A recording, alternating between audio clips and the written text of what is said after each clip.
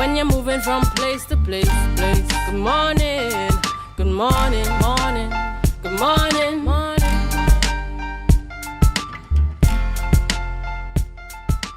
Morning, viewers. Good morning and welcome to the Tobago Updates morning show, coming to you here live from the Port Mall in Scarborough, Tobago. It's a beautiful Thursday morning, and as we continue to give God thanks for life, I am Julian Skeet. And I am Adana Combi, and it is indeed a good day to be in the land of the living and to give God thanks and praise for our lives. Julian, how are you doing this morning? Well, I'm doing quite well. We had a very interesting live last night on Tobago Updates. I didn't catch the live, but I had to go back just after, to catch up with the happenings. The thing getting sweeter, man. Sweeter. The thing getting sweeter. Yes. Never a dull moment. That's right. Very interesting times ahead. But before I get into that, Adana, let's head on over to news in 90 seconds. The news in 90 seconds is brought to you by Flow, working for you on Tobago's newest fiber network. Thank you, Julian and Adana. Here is your news in 90 seconds for Thursday, 17th August 2023. The Progressive Democratic Patriots political leader Watson Duke stated he intends to return to Tobago next month to continue supervising the current Executive Council that was elected in office. Duke emphasized that the executive's new self-designation doesn't alter their affiliation as part of the PDP, drawing a parallel to a child being born from a parent. He also reiterated that their mental state seems to be somewhat unstable. A fresh audio clip has emerged purporting the whistleblower connected to the scheme against Chief Secretary Farley Augustine. The clip accuses Augustine of masterminding a confession presented as evidence during a special house session to substantiate claims of conspiracy against the current THA administration. In reaction, the TPP member and Assemblyman Pastor Terence Baines expressed uncertainty about what to believe. Finally, in light of Monday's local government elections, the People's National Movement General Secretary Foster Cummins stated that the party's upcoming emphasis is on local government reform. Cummins expressed satisfaction with retaining all corporations and drew optimism from the increased involvement of young people in the local government elections. However, Cummings said youth participation in politics is a constant priority, particularly given the significant presence of young candidates. According to Cummings, initiatives like Youth Week and the Ministry Youth Education and Career Caravans are ways the government keeps in touch with young people. And that concludes your news in 90 seconds. Tobago, after freeness is more speed and better TV. Get a free Samsung smartphone and free installation, plus 200 megabits per second, Paramount Plus, and more for only $299 with a select 200 plan from Flow. Visit online at discoverflow.co today. Thank you very much, Biana, there with the news in 90 seconds. At this point, viewers, we'd normally be heading into our birthday shout-outs, but this morning, no birthdays on the lineup that were submitted. So therefore, we're going straight into some congratulations. Adana, how do you describe it in terms of leadership at the national level? Well, I said to you this morning that we have 3 men from Tobago governing Trinidad and Tobago. So congratulations are definitely in order. Yes. And it's indeed a proud moment, we could take some kudos for that. Certainly, Right. a photo courtesy the office of the President of Trinidad, the Republic of Trinidad and Tobago. We see President of the Senate, Senator the Honorable Nigel de Freitas, was yesterday sworn in as acting President of the Republic of Trinidad and Tobago by the Honorable Chief Justice, Mr. Justice Ivor Archie. Again, another Tobagonian at the helm there at the office of the President, Circular Road, St. Anne's. Acting President de Freitas assumes the duties of Her Excellency Christine Carla Kangaloo ORTT, who left the jurisdiction yesterday on a short vacation. President Kangaloo returns to the country on August 24th. So we are certainly saying kudos and congratulations. Right. It makes you proud, and if for no other reason, put aside everything in the mix now. It should serve as an inspiration for younger ones. That's as right. far as possible. You have an acting president that comes from Tobago, Nigel de Freitas, a prime minister, a chief secretary, a chief justice, That's right. really taking their place and making that contribution at the national level here in Trinidad and Tobago. So kudos and congratulations going out to acting president Nigel de Freitas, really representing. If my information is accurate, I suspect he is probably the youngest I believe he to is, act in that position as president of the Republic of Trinidad and Tobago. So congratulations going out indeed. All right, the viewers, at this point, we're going into our rundown. Adana, who do we have on the rundown this morning? All right. This morning, we are speaking with Mr. Max James. He's a former assemblyman of the Tobago House of Assembly, and we're speaking about from Audio Gate to Roxborough Fallout. We're also speaking with Junior Koshi. He is the president of the Castara Fisherfolk Association, and Joel Marcel, secretary of the Castara Fisherfolk Association. We're speaking, of course, about the Castara Fisherman Festival for 2023. And bringing up the rear with our conversations this morning, we're speaking to Mr. Cleo McPherson.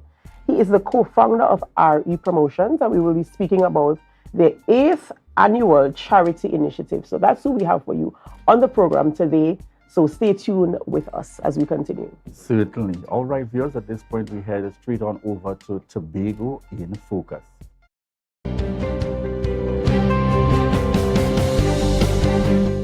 The Division of Education, Research and Technology's Student Support Services provides a range of services all geared at the holistic development of all children, including those who require special education services. School psychologist Marian Kent dispelled the notion that special education is a place. Rather, it is about encouraging children to embrace themselves. Special education is a range of services that's afforded to individuals or students who struggle academically, behaviorally, emotionally, socially, in fitting in and being able to perform with the reading, the math, even achieving goals.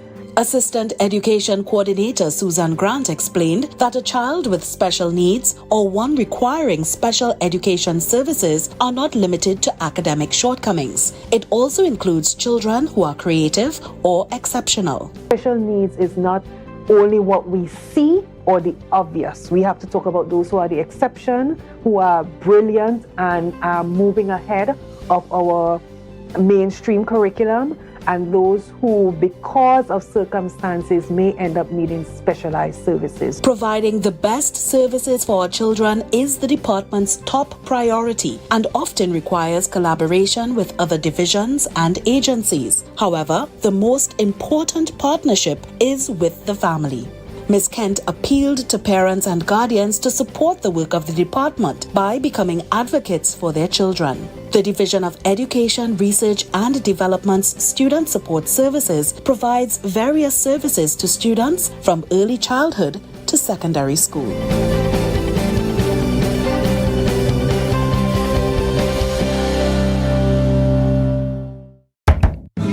From the experts that created the Zinger sandwich comes the KFC Crispy Barbecue Zinger. The only one I see is you. Cheddar cheese, crispy onions, the most delicious Kentucky Fried Chicken, and barbecue sauce. Get ready for a whole new level of flavor. Summerama, real steam for the summer standard. There's a dream for the summer. Dreamy, steamy, standard. What you have, what you have? All the best deals, no drama. Standard be beat like a hammer. Go tell your friend, tell your papa, tell your mama. We got more, we got more. Standards are what is searching for. Quality brand, discounts galore. New things for the summer, online in store. Summertime is here, so make the most out of it at Standard. Never beaten on quality and price. It's nice. Waiting for CXC results and wondering what's next? Or maybe you're looking to switch careers. Learn a skill to jumpstart your career at the NESC Technical Institute. Get qualified for jobs in the energy and industrial sectors, or even start your own business. Choose from automotive, electrical, instrumentation, drilling, welding, fabrication, AC refrigeration, IT networking, and more. NESC diplomas are gate approved. Classes begin in September. Visit nesc.edu.tt to apply. calling all ambitious young ladies of Tobago. The First Citizens Girls First Festival is back. Join us on August 20th at Shaw Park Cultural Complex for an empowering experience that'll prepare you to conquer the world. Hear extraordinary female speakers who shattered barriers, sharing their secrets to success, leaving you motivated and fearless. Together, we will support and uplift one another by participating in interactive workshops that build leadership skills and boosts confidence. Join us at the First Citizens Girls First Festival and let's embark on a life-changing journey together.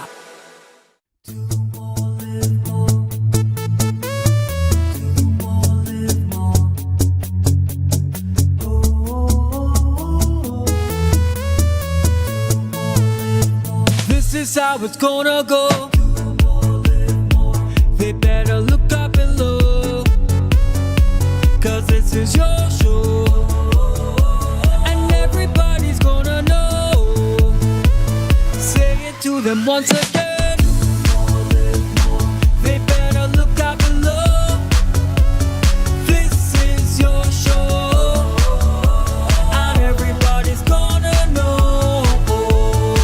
That's how it's gonna go. They better look up below, 'cause this is your show. Coconut's Cafe, the buffet restaurant that specializes in all your tasty local dishes. For breakfast and for lunch. Breakfast includes coconut bake and sada roti, served with chokers, bull joil, and sausages in tomato sauce. Not forgetting beef and cheese pies, shepherd's pie, macaroni pie, and rice in various styles. Meat served in a variety of flavors, garden salads, and pasta salads. All this accompanied by fruit juices, coconut water, your choice of a great combination to appease your taste buds. So call us today to order, as we are here to accommodate your busy schedules or if you are having a cooking day off.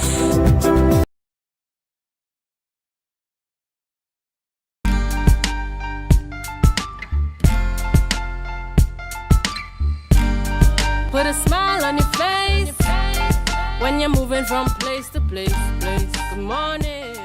Good morning. Good morning, viewers, and welcome back to the Tobago Updates morning show, coming to you here live from the Port Mall in Scarborough, Tobago. In this segment, we have on set with us Max James, former assemblyman within the Tobago House of Assembly. And this morning, we're speaking from Audio Gates to Roxborough Fallout. All right, good morning to you and welcome. Morning, Julian. What a topic. Yes. So we dive straight in. There has been another audio tape which has surfaced, I think. Well, by now we're at number 3. We started with the first one, including the chief secretary, the second being the videos that would have been revealed in the house by the whistleblower. Now we have an audio of the whistleblower giving some indications. And then most recently, I'm not sure if you were able to catch it last night, we had the appearance of the whistleblower, Akil Abdullah, giving his perspective on our show there last night with Skippy. What's your thoughts on where all of this appears to be heading? Where do you see it heading? Well, good morning to the viewers. It seems to me to be headed into nothingness. In the first place, any whistleblower is supposed to be very factual. Any whistleblower is supposed to be very truthful and to come across as very reliable. And I am very worried at this stage that we have nothing from Mr. Abdullah, I think it is, Akil. And it doesn't appear that we can go any further with any testimony that, or any so-called evidence that he may muster. In my opinion, he's chosen to be very unreliable, and hence I described the whole thing as headed into nothingness. We're not going to get anywhere with this. And I think that the Assembly, the Chief Secretary and his team should focus, ignore all these distractions and focus on the governance of Tobago. Because you see, Julian, at the launch, in fact, the launch had barely ended for the night, and you saw a frontal attack by Mr. Dennis. As soon as the launch had ended, he put out a statement. So you see, it's going to be a relentless attack on the executive here in Tobago, from the PNM leader here in Tobago, from the Prime Minister, organs of the state, and so forth. They lost an election in Trinidad, yet they claim victory. Because if you couldn't move from 7-7 to at least 8-6, then I wager that you lost, because you have all the arms of state, you have vast resources, and you have the bully pulpit, you have the chair. And you couldn't move from where you were to a position of increased, a majority of the seats in the local government system. And therefore, the PNM is desperate. They are looking down defeat in 2025, both at the general elections and the Tobago House of Assembly elections not too soon after that, should things go well as the law says, barring any unexpected surprises. So it doesn't look good for the PNM. They believe that they have to protect their friends out there, their contractor friends. So we have to look out for more anarchy in Tobago and in the country as a whole. It doesn't look good for the country. And they're obsessed with power. They have their interests to protect. And therefore, we have to expect this kind of onslaught against the Chief Secretary here. And they're going to use anything to regain power. But I suspect life is very cyclical. And I suspect that they understand that. But I think that they're pushing against the pricks. And I don't think that they're going to succeed once the Chief Secretary and his executive remain focused doing the job that they've been elected to do. Do you see any implications with the launch of the new political party and the issue being raised by the Tobago Council of the People's National Movement in relation to, once again, you saw part of the immediate reaction was the fact that the people of Tobago did not elect the TPP to office. You see any implications with that going forward, or you see the new party taking full stride in terms of its effort to really capture the hearts and minds of Tobago? Well, I think that they've already captured the hearts and minds of Tobagonians. An acronym has nothing to do with governance. So on that question, I think they've already, and they are capturing more hearts and minds. They're capturing more young people. When you look across the political sphere here in Tobago, you are seeing where even PNM stalwarts are now migrating to the TPP, because they understand now that the Chief Secretary is governing. Lots of things are being done that took 20 years to be done. And I think people are moving from uncertainty to certainty. There are no other implications except that well, you'll have a continuation of what they'll try to have a continuation of what we saw recently with the licensing officers from Tobago. But I think even that will be, I like to use this word, even that will be stopped because of actions that, the strategic actions that are, in fact, announced by the Secretary of Infrastructure. I'll tell you in my own case, when I was a secretary, Labor Secretary, Minister Partap sent one of his operatives here at my office.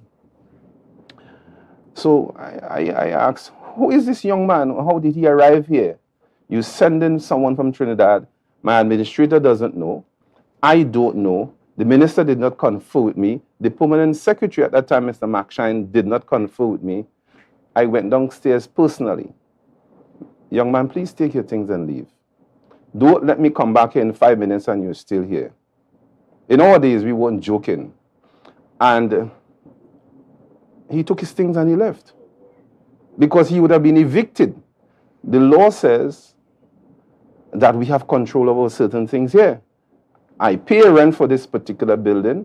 the law says that we own these things in Tobago. And if you want to send somebody from Tobago and believe you can usurp me, then you were heading up the wrong tree, you're backing up the wrong tree. So I think the secretaries have to be very firm. The chief secretary has to be very firm. They have to begin to understand more than ever, that we control these things under the law. And they must move forward with fortitude, with confidence, knowing that they have the power of the law behind them, and they must act. No more should anyone from Trinidad, the Prime Minister right down, do or undertake any action to usurp the functions of the Assembly. I had a discussion with a reporter yesterday, and he was saying to me, well, you know, Shamfa Kojo is launching some sport issue, some sport thing. So I said, that's crazy. That couldn't happen, beg your pardon, that could never happen underneath us. Which have been going on for years. It went on under the PNM. Because if she succeeds, and I want to tell Mr. Baines, Secretary Baines, that he should stop that. The facilities belong to the Executive Council for the time being. They're in control of it. And no minister could come here and make a launch here without the cooperation and agreement of the secretaries. Because you could say this Minister of Health could come and launch his own program here too. And all the ministries can come here and make a launch and carry out activities here. No. So Shamfa Kojo must be stopped. Because if you use the argument, it has been done before. In law, there's something called condonation. So if you continue to condone any particular activity or any particular set of activities, then you're saying that I have now divested myself of my role and responsibility in Tobago and given it to Shamfa Kojo or any other minister. And therefore, that must be stopped immediately. How do you respond? And that takes us automatically to the position taken by the new political party, the TPP, that would have been launched, where there's a position of we are at war. How do you see that working for the island of Tobago, particularly at this time? Well, we have Tobagonians and Tobago and the various, except perhaps even to the period of 2001 to 2022. They're about 21. Tobagonians have always been at war. From the onset or from the outset, Tobagonians have always been at war. They never wanted self-governance for Tobago. They never wanted autonomy for Tobago. It was given under perhaps the principles of the United Nations under duress. But Robinson and Murray framed the argument properly, and they had no other option than to relent. So it is not a new thing. The Deputy Chief Secretary would have resurrected the argument in that particular way, a very fine argument that she made, and to remind all of us that indeed the war continues. So it is managing the best that we could under or within chaos. And there's where it is for the foreseeable future until the executive, in terms of their strategy, decide to take what is ours. All right, viewers, we take a quick break. We'll be back with Max James. We just want to remind you that this is your opportunity to share the live, share the live, share the live.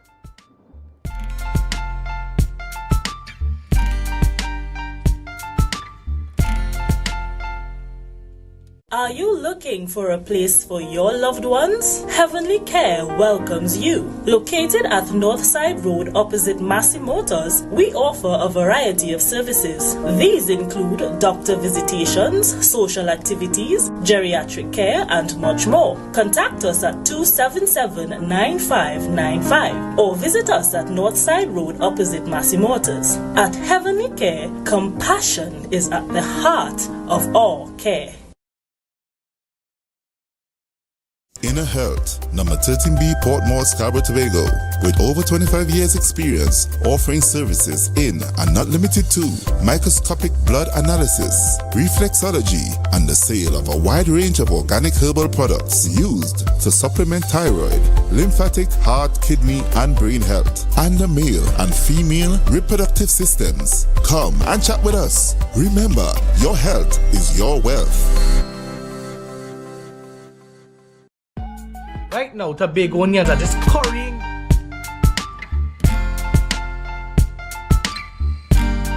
Put a smile on your face when you're moving from place to place. Good morning, good morning, morning. Good morning, viewers, and welcome back to the Tobago Updates morning show, coming to you here live from the Port Mall in Scarborough, Tobago. We continue this interview this morning with Max James, former Assemblyman of the Tobago House of Assembly. And just before we went to the break, he was speaking to the scenario in relation to Minister Cudjoe. And one of our viewers would have made an interesting point on the live, indicating that do not forget that she's also the Member of Parliament for Tobago West, and certainly can bring projects and programs to benefit her constituents and the island at large. Before we move on to the Roxborough matter, what are your thoughts? Well, I think the commentator is wrong, and it speaks to the whole question of where Trinidadians don't understand the powers of the Tobago House of Assembly and the powers enshrined therein under Act number 40, 1996. Even if the minister is the Minister of Sport, and even if she's represented for Tobago West, the fact remains, for all things administrative, all things under the purview of the Secretary must be conducted through the Secretary or in conjunction with the Secretary. Remember, the law says all those sporting facilities, all those activities of sport belong in the domain of the Assembly and the domain specifically of a particular secretary. And therefore, she cannot just enter into a facility under the authority of the Assembly and carry out a particular function. And therein lies the problem, the conundrum in terms of how this law is prosecuted. Because you're going to have all those kinds of conflicts. And the minister, having the backing of this Prime Minister, will try to continue to insert themselves in the domain of the Assembly, and that must be stopped. I suspect when this Chief Secretary goes out with his team, he needs to take up this particular point and deal with it once and for all. If you want to use the facilities belonging to the Tobago House of Assembly under the law, then you must have my permission.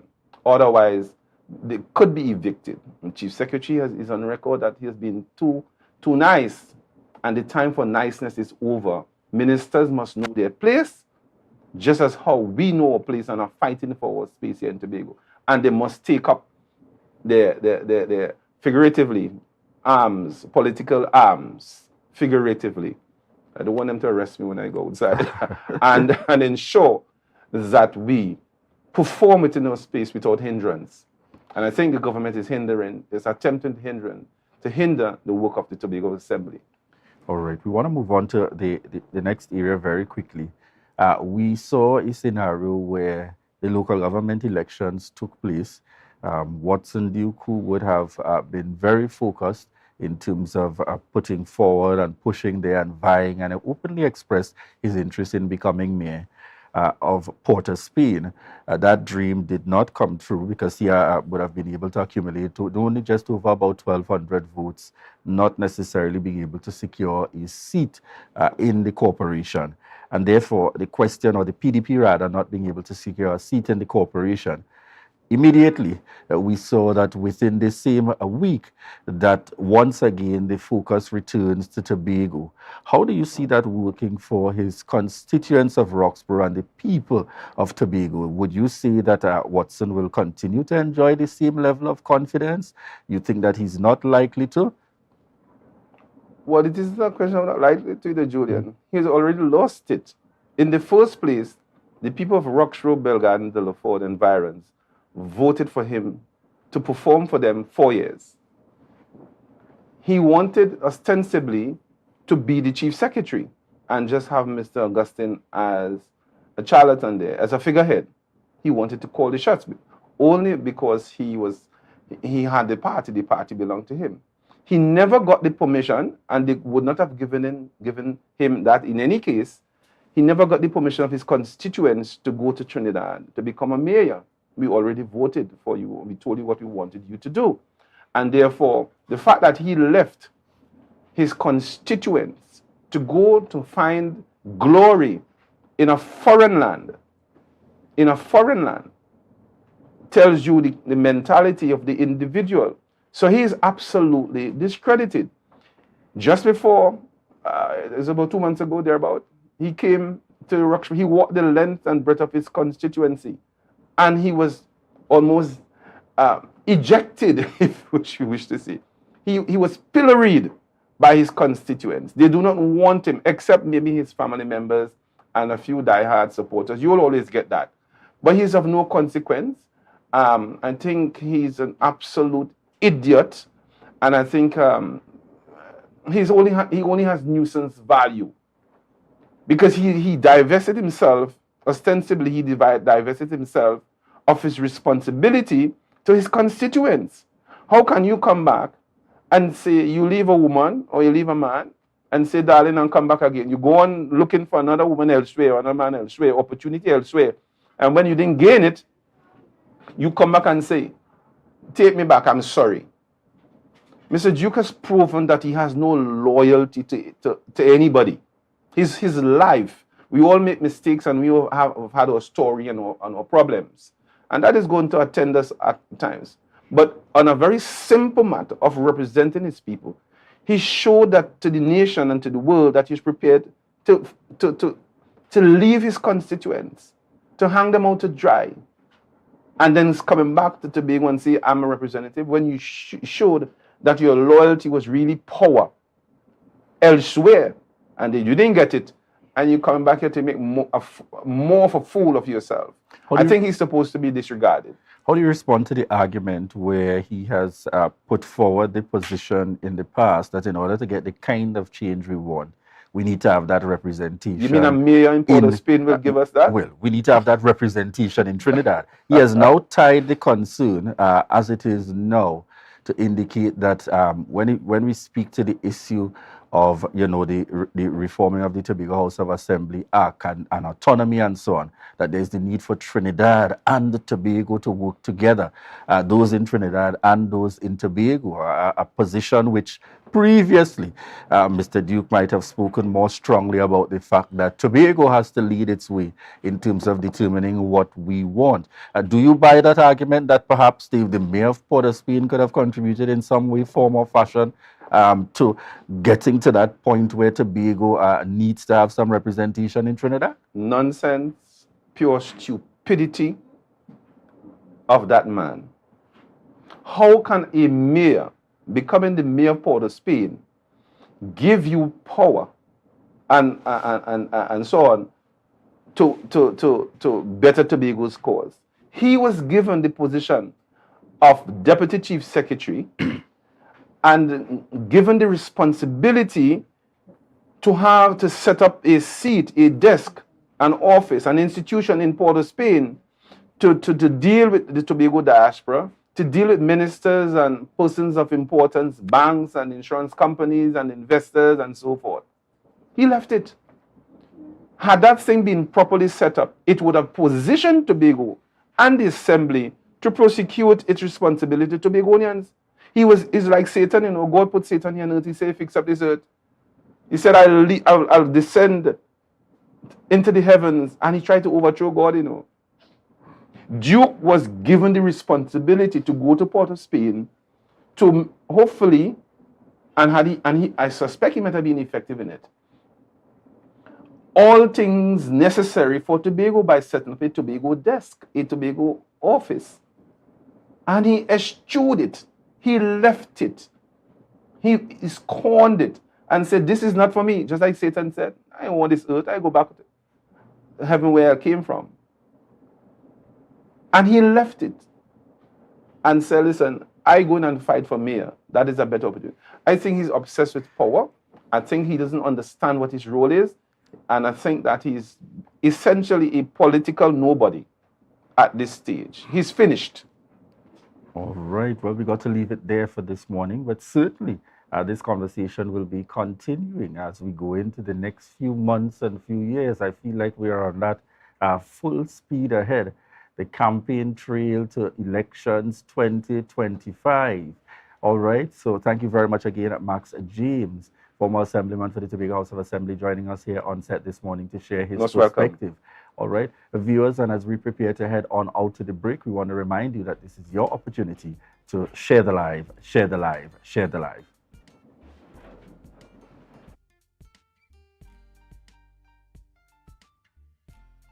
Are you flood ready? Review and update insurance coverage. Install floodgates and barriers. Create a family flood plan. An initiative to help people prevent, prepare, recover. TATIL, where people are people. You can now get whatever you need whenever you need it anywhere in Tobago with Tobago. Your meals, medication, groceries, and shopping all delivered directly to you. No more hassle, no more stress. Get the Tobago app today on Google Play or Apple App Store. That's TAPPOGO and let us deliver to you. Check our website at www.tapogo.app or call the experts at 494-TOGO and 484-4746. Tobago. Relax. We will get it to you. Tobago's at your service. Tobago Glass Supplies has been a leading name for over 37 years in the glass and aluminum market in Tobago. We provide an extensive range of high-quality, innovative aluminum and glass products for commercial and residential use. Competitive prices with superior and professional services by committed employees who are guided by rigid quality standards. Tobago Glass Supplies specializes in the manufacture and installation of glass and aluminum products that are essential to today's homeowners and the business environment. We are engaged in marketing, sales, and installation of a variety of products. These ranges from windows and doors to necessities such as mirrors for homes and vehicles, designed and manufactured in-house or imported.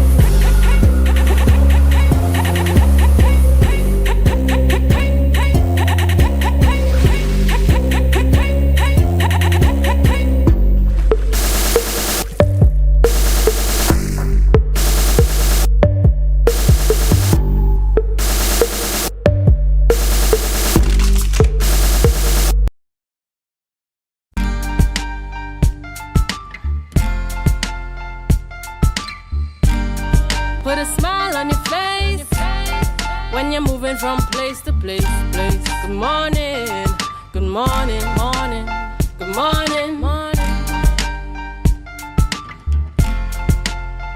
Welcome back to the morning show on Tobago Updates. I am Adana Combi, and of course it's a good day, a good Thursday morning, and we're speaking in studio with Mr. Junior Kwashi, and he is the president of the Castara Fisherfolk Association. Today we're talking about Castara Fisherman Festival 2023.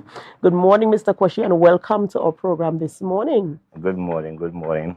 Good morning to the viewers worldwide. Castara Fisherfolk is here again, once again. Our day is getting closer. Our date is the 20th, one day after Storby. Remember that good? Right. So after all the boat trips from Trinidad, and we win again, and all we got celebrate the final. The confidence Yeah, there. we have great confidence in that. We have some young guys going on Trinidad, We have Kemion George, he driving Timeless, and we have Mr. Otis Walker driving Limitless. We know we are always winning, because we keep on winning. But after all the winning in Storby, all we lead to Castara. Right. Alright, so we gonna move on straight to Castara Sunday morning. Happy to date. Remember, free breakfast, chocolate tea, fried fish, roast baked. And we start off that morning at 8 o'clock. We have a full cast. We have some ministers coming and give us a blessing in the morning. We have 3 churches. We have the Seventh-day Adventist Church, we have the Open Bible Church, and we have the Baptist Church. Right, so they'll be coming as the breakfast start at 8 o'clock, serving time. They'll be blessing the breakfast. And we have a nice service.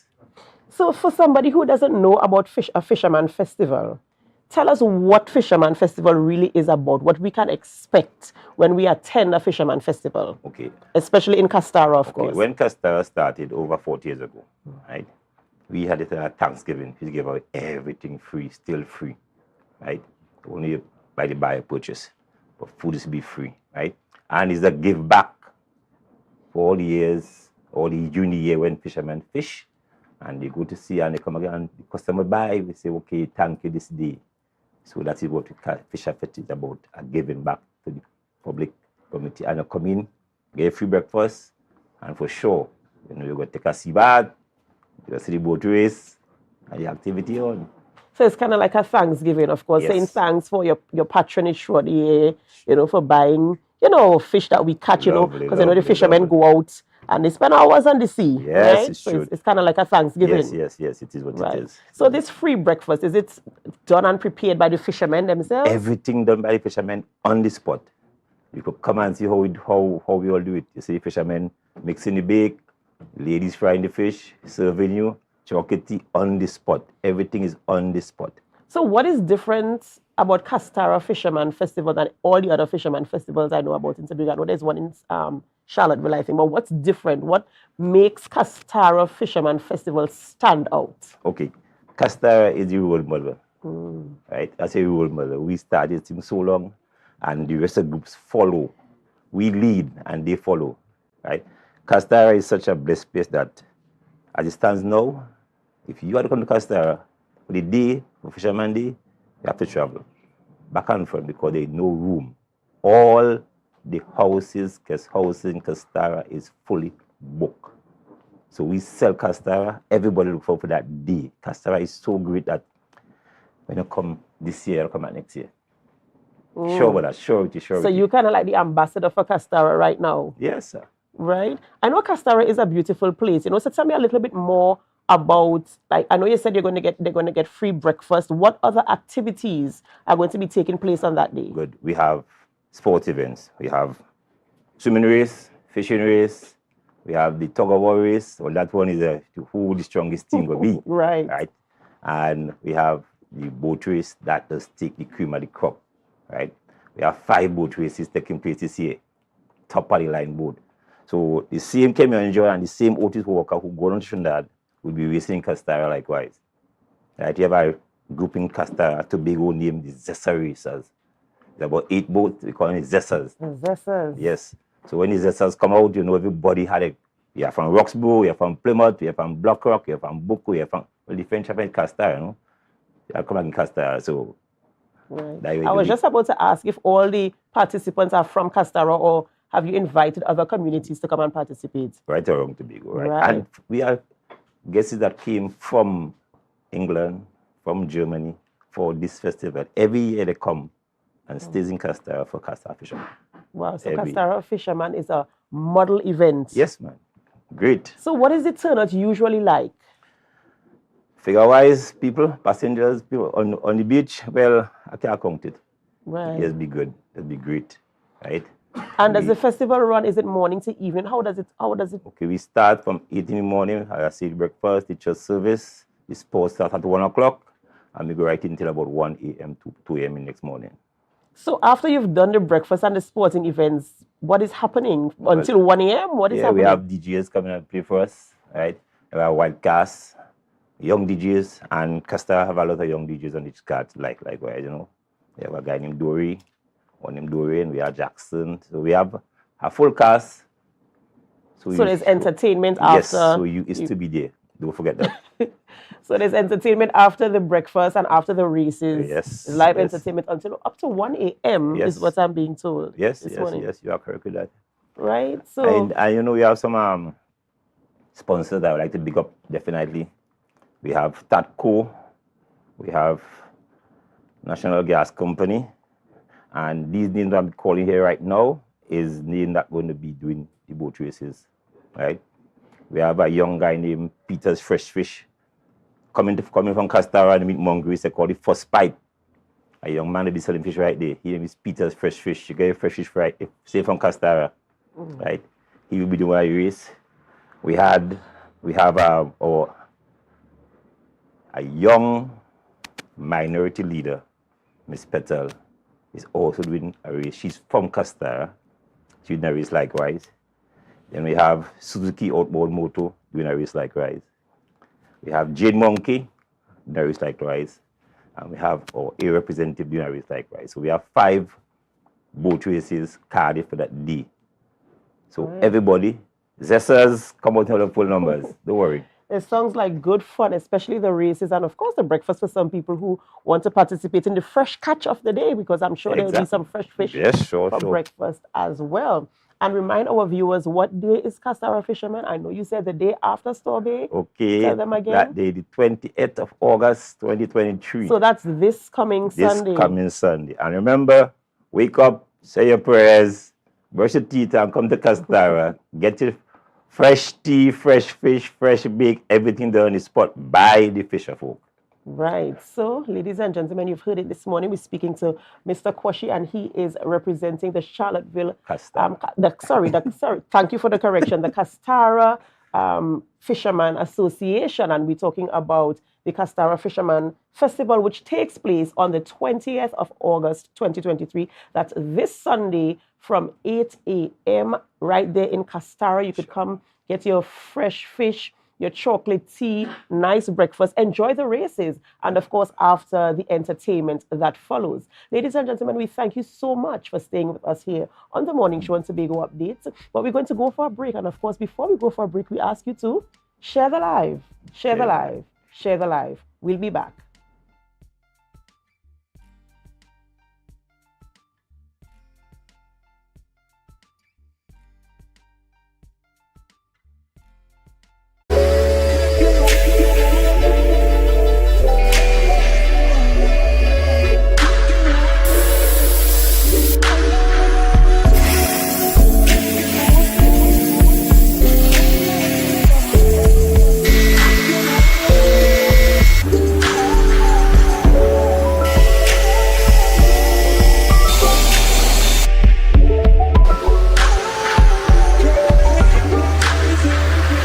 Jimmy's Holiday Resorts has 1, 2, and 3 bedroom, fully self-contained apartments located at the heart of Crown Point. Minutes walk to the popular beaches, restaurants, bars, and the airport. Enjoy our amazing amenities such as fully equipped apartments, complete with Wi-Fi, AC, TV, and a pool, and a mini-mart on the compound. Call 639-8292 or 8929. Jimmy's Holiday Resorts is your family's home away from home.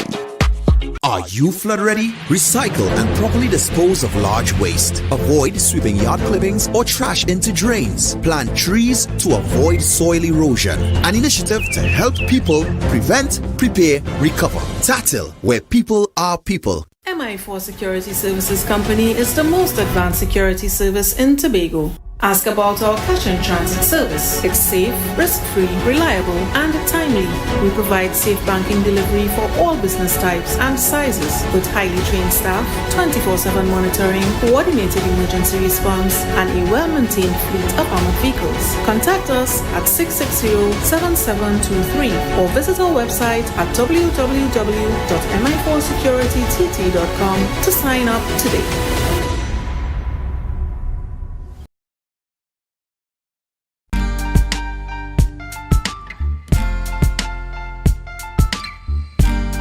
Put a smile on your face when you're moving from place to place. Good morning, good morning, morning, good morning, morning. Good morning, viewers, and welcome back to the Tobago Updates morning show, coming to you here live from the Port Mall in Scarborough, Tobago. In this segment this morning, Thursday, we are joined by Cleon McPherson, CEO and founder of RE Promotions, and we're speaking this time around about the 8th annual charity initiative. Now, if you know Cleon any at all, and he'll give us a little insight. This young gentleman certainly making his contribution here to Tobago far and wide. And as I always extend the commendations, not just in the industry, in the entertainment, and to be able to engage you, but really seeking to continue to lend that helping hand, taking up that social responsibility. Good morning to you and welcome.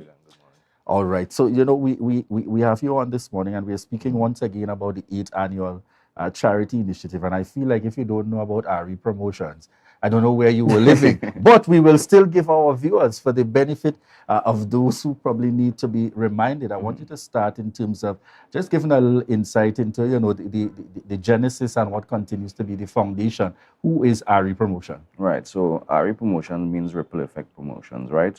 We usually tend to deal with, in terms of, as you stated, the entertainment industry. But we have been branching off where we're trying to assist in terms of the community. And we have been doing the 8th annual charity, well, obviously for 8 years now. And as it marks 2023, we have assisted over 1,000 students.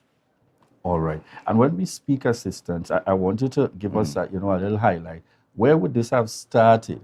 And where are you at now? Because I know the initiative has evolved to be able to respond to those needs, which become more and more expensive as the years go by. So what we do in terms of back-to-school packages, school bags, various stationaries. But as you talk about in terms of evolving, there would have been the time in terms of COVID where we provided, you know, various tablets and electronic items in that sense, right? As you said too, I mean, things have been, you know, a little challenging because obviously prices of various school items would be raising, but we are still committed to serving the Tobago students, where, you know, underprivileged students, where they need these items, and we continue from strength to strength. All right. I want you to give us a little insight for persons looking on, you know, and saying, this is something I think I really want to support, but they may not necessarily be into the entertainment side, coming out and participating and so on. How do they contribute to an initiative like this? Well, we have the flyer where we had there in terms of our contact number, where if, you know, you want to donate in terms of stationery or school items as well. Well, at this point, we have met our quota or max, but we definitely usually have students come in last minute, and we don't really turn away anyone. We try to assist where possible and where need be. So there's the flyer that has the contact number. You could find us on Facebook or even Instagram at RE Promotions, and, you know, you could message the page or even call the number if you want to contribute.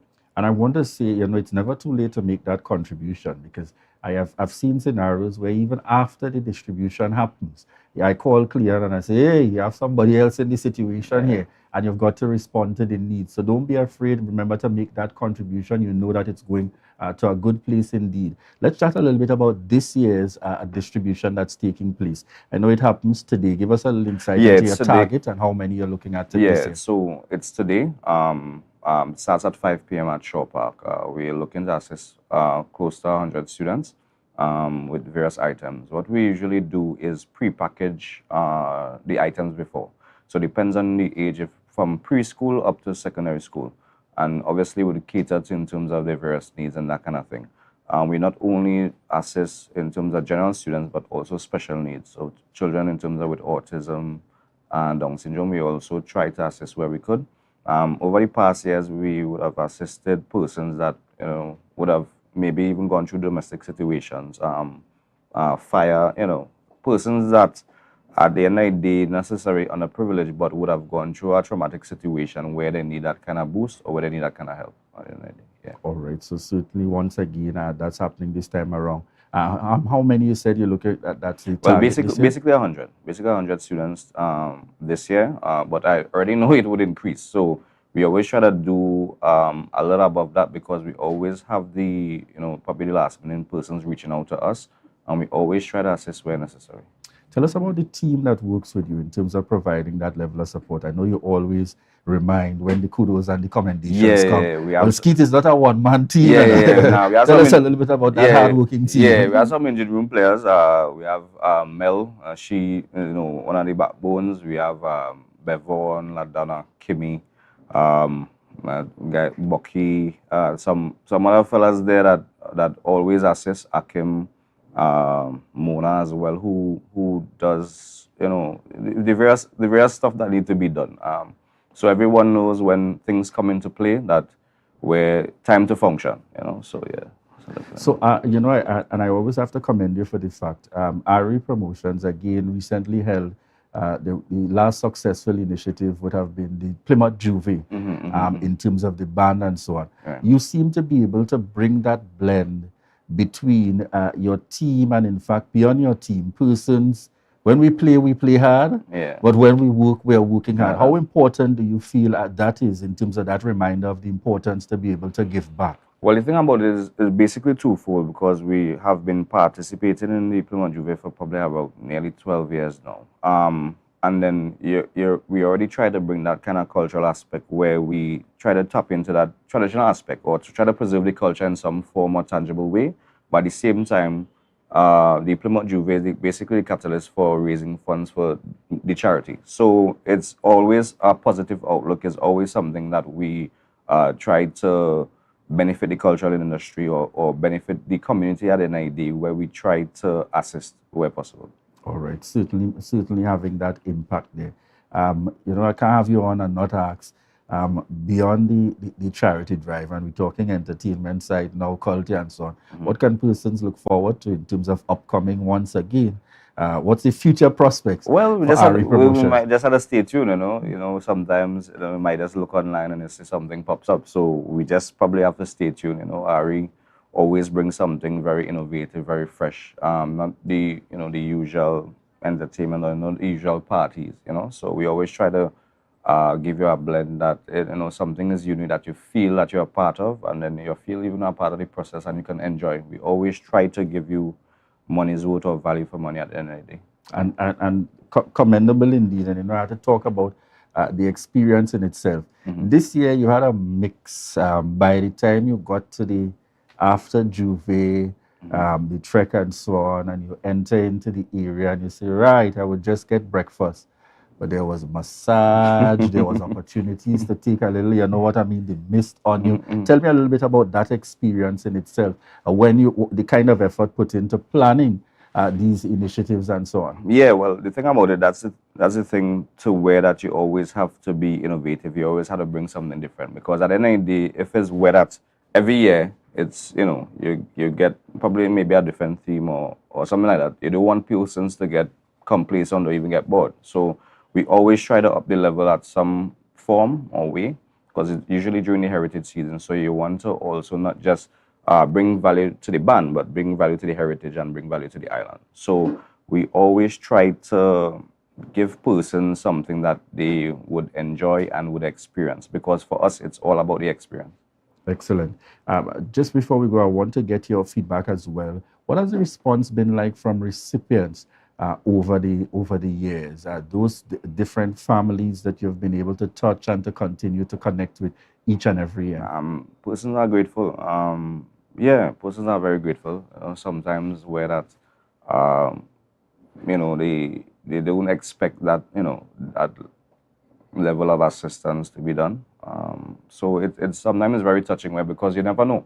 This could have been you in that position. So we always try to see where we could help or even can assist, even though we probably meet the quota or the max. Sometimes it's the last minute we try to deal with person, because you don't want to turn way back anyone. So we always try to assist when need be, and hopefully for the upcoming years we could make it even bigger and better. Excellent. All right. Anything else you'd like to share before we close this morning with our viewers and listeners here on Tobago Updates? Yeah, so the charity initiative happens today, Shaw Park at 5 p.m. So, if the general public, if you want to attend, it's up to you. All right, and I want to add in, folks, walk with something. A little goes a very long way. Clear knows that, and I've given my commitment again, continuing to give that financial contribution each and every year to the initiative. Excellent work being done. I know when I'm partying with Cleon and Ari Promotions, having a good time. I don't know, similarly, that I have an opportunity to be able to give back directly to help others in need. So I want to encourage you in the same way, folks. You know how to reach out. He made mention of a number of committee members. You want to be able to help and you want to be able to provide that support, reach out to them, because even past the happenings today, you connect with them at Shaw Park, but even past today, understand that the demands and the requests will continue to come in for those who are in need. So if you're in a position to be able to help in some way, form, or fashion, it's safe to say, clear, nothing is too little. Nothing is too little at all in terms of making that contribution. Thank you very much again, Cleon McPherson, the CEO and founder of Ari Promotions, for joining us here on set. The 8th annual charity initiative takes place this evening at Shaw Park from 5 p.m. and he has extended the invitation far and wide for all to join. So certainly we look forward to that support. All right, and we head on to the live very quickly before we close this morning. I see we have in the mix Selma Lashley, Julia Brown, Russell Morrison, Eden Rivers, Loris Moore, Sharon Mills, Marilyn Spence, Joe Field in the mix this morning. I'm seeing as well in the lineup Giselle Balfour, Aku George. Good morning to each and every one of you. Yes, our very own Rhea Richardson George. Good morning to you as well. Rhea on the outside there. Looking forward to having you back home soon enough. All right, but certainly do enjoy that time out. I trust that it's a productive one out there. All right, so viewers, we want to thank you so much, each and every one of you continuing to choose the Tobago Updates morning show each and every day. We want to thank you so much. We've come to the end of this morning show, but we're inviting you to stay tuned because we're heading straight into Tobago Notes that will come forward, and this will be followed by Good Morning Tobago. So bye-bye for now.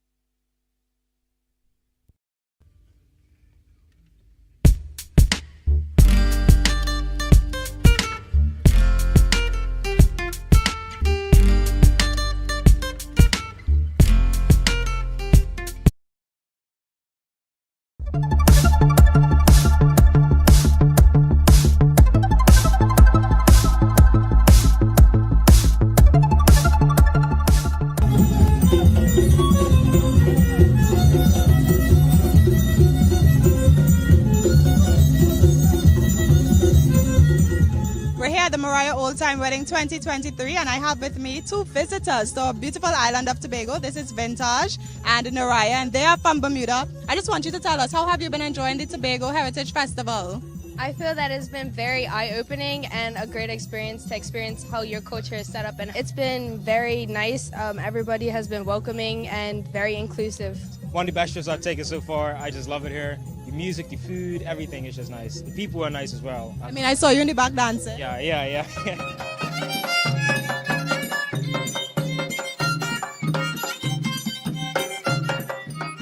So we are here with Lyndon Lashley at the Mariah Old Time Wedding. We've reached down to the recreational ground where the wedding reception takes place. Now, he has been involved in this festival for over 5 years. Lyndon, what keeps you coming back?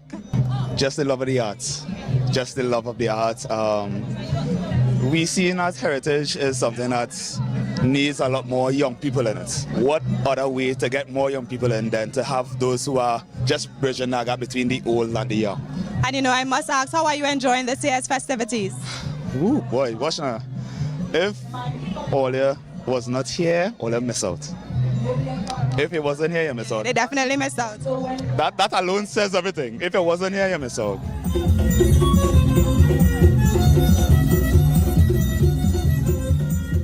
Beside me is Assemblyman Area Representative for Mason Hall Mariah, Assemblyman Ian Pollard. Now, Mr. Pollard, you have spoken about monetizing the Mariah Old Time Wedding. Do you mind going into details for us at this time? The Village Council of Mason Hall Mariah need to come together to have certain aspects of the Heritage Festival monetized here so that those persons from the cruise ship could come and visit here and get some aspect of the Heritage Festival on a 1 hour, 1 hour and a half stop, because it's high time we start to monetize the business of Heritage Festival.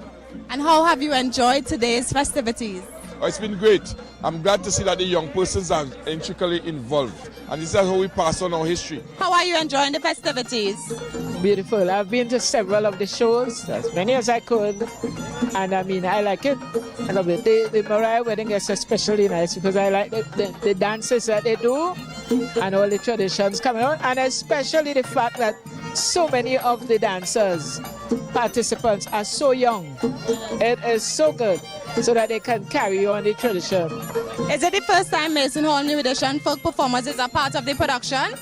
Yes, because Mason Hall New Edition used to be just dancers, but now they asked me to come and be the artistic director, so I do the music and the movement. The group rarely belongs to, the leader is Mrs. Erlene Crooks Ned, And she invited me to be a part of this group. I'm actually from Miss Knoll, eh?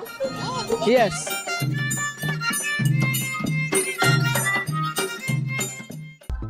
That was a production of the Department of Information, Office of the Chief Secretary, Tobago House of Assembly.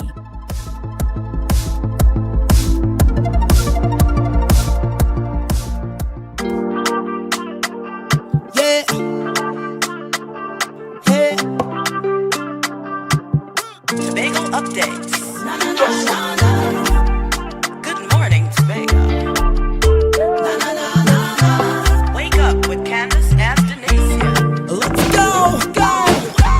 It's a brand new morning. Rise up to a brand new dawning. As the passion start to rise, the energy fill the skies. I say thanks for favor to wake up and hear me neighbor.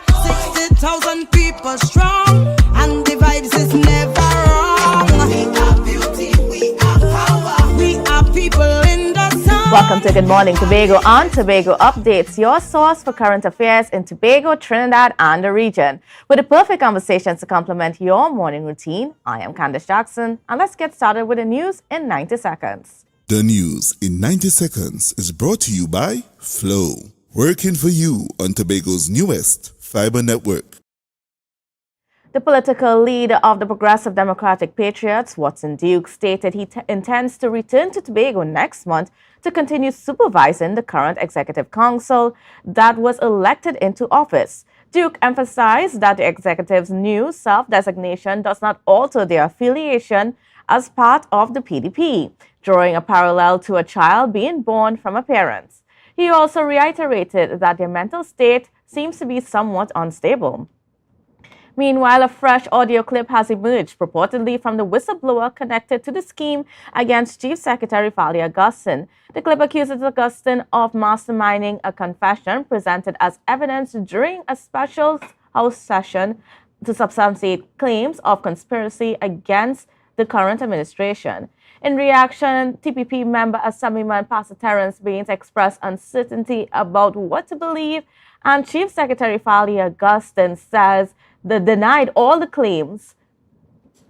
And in the next story, following Monday's local government election, Foster Cummings, the General Secretary of the People's National Movement, has highlighted that the party's forthcoming focus will be on local government reform.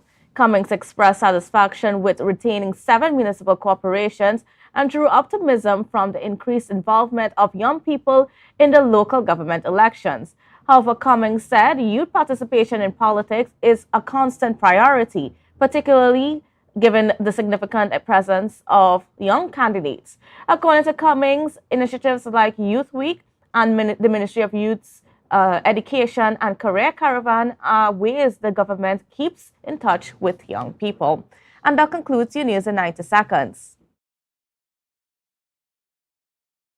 Tobago, after freeness is more speed and better TV. Get a free Samsung smartphone and free installation, plus 200 megabits per second, Paramount Plus, and more for only $299 with a select 200 plan from Flow. Visit online at discoverflow.co today.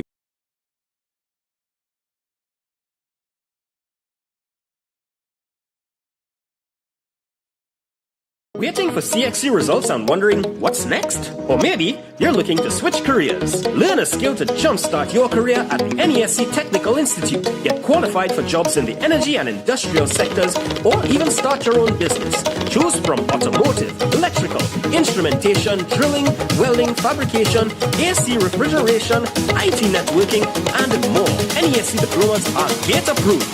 Classes begin in September. Visit nesc.edu.tt to apply. Calling all ambitious young ladies of Tobago, the First Citizens Girls First Festival is back. Join us on August 20th at Shaw Park Cultural Complex for an empowering experience that'll prepare you to conquer the world. Hear extraordinary female speakers who shattered barriers, sharing their secrets to success, leaving you motivated and fearless. Together, we will support and uplift one another by participating in interactive workshops that build leadership skills and boosts confidence. Join us at the First Citizens Girls First Festival and let's embark on a life-changing journey together.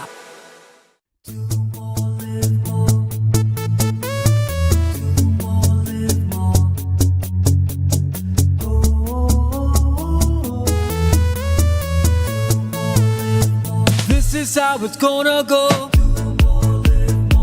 They better look up below, 'cause this is your show, and everybody's gonna know.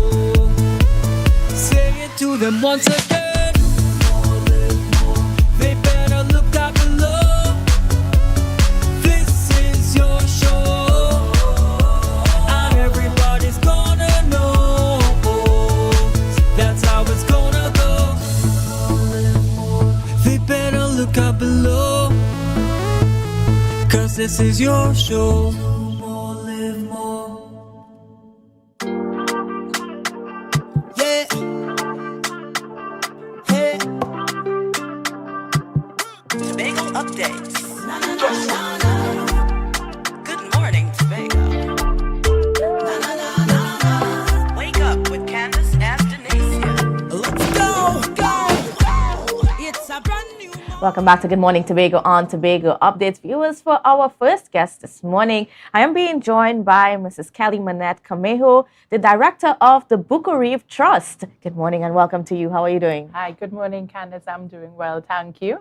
And for this morning, we are focusing on their Sea, Sun and Science camp that's been going on in Tobago over the last few weeks since July. Yes, it has been. Since the 7th of July, we were scheduled to start. So we've had 3 groups coming in so far. And how has it been? It has been a very memorable experience so far, yes. Mm-hmm. So, I mean, tell me about just being able to teach a new generation of students, young and older students, about, just the marine resources that we have around Tobago. All right. Well, for this year, we have had so far the primary school group, the preschool group, as well as the secondary school group. And for the first time, we have introduced the marine science explosion for private groups like families or schools that would like to come in, or any groups that would like to come in and have a mini version of Sea, Sun and Science. So this year has been truly one of the more historical ones where we have introduced new branches of Sea, Sun and Science. But overall, it has always been a wonderful experience. It is very exhausting on our side. However, it is worth the work and it's worth our time and energy. So it has been a good experience thus far. Tell me about some of those experiences that you're giving these students, because you're not just staying in a room, you're actually on the outside quite a lot. Yes. So from the primary school and preschool up to our Trailblazers program, which is currently going on at the moment, we have had experiences with our kids from day one, snorkeling at Mount Irving, learning about the marine taxonomy, the animals, the plants that inhabit our marine environment. They have been exposed to the reef trip at Buko, where they have also learned about water quality testing and monitoring. So they have that hands-on experience using the equipment that is traditionally used in the field of marine sciences. We had a seine pulling. That was an experience by itself. And I will make a plug here that seine pulling is one of the dying arts in Tobago. Yes. We hardly see it. And our young persons got to experience firsthand the amount of work that is required from our fishermen that go out and provide us with meals every day. And what were their reactions to that? They were tired. They were very tired, but they thoroughly enjoyed it. So we actually got them to see differences in terms of the fishing techniques. We had facilitators from the Department of Marine Resources and Fisheries also join them to teach them about those fishing techniques and basically give us an idea of what's sustainable fishing. So they got a first-hand view of that. We did a hike to the Main Ridge Forest Reserve. Again, from the THA, the department sent out their staff, and we always enjoy their facilitation for that hike. So it was a hike to the Main Ridge. We also went to Little Tobago. So we got to compare the 2 reefs, one at Buko, one at Speyside, and they did a hike on the Little Tobago Island as well. Nice. We had a beach cleanup that was, I believe, yesterday or day before yesterday. My days are blurred at the moment, but they had a beach cleanup Today, we have a session on marine pollution. So BCRC is going to come in and chat with them about marine pollution. And we have Swim Call also joining us today, their representative, chatting with our students about waste management.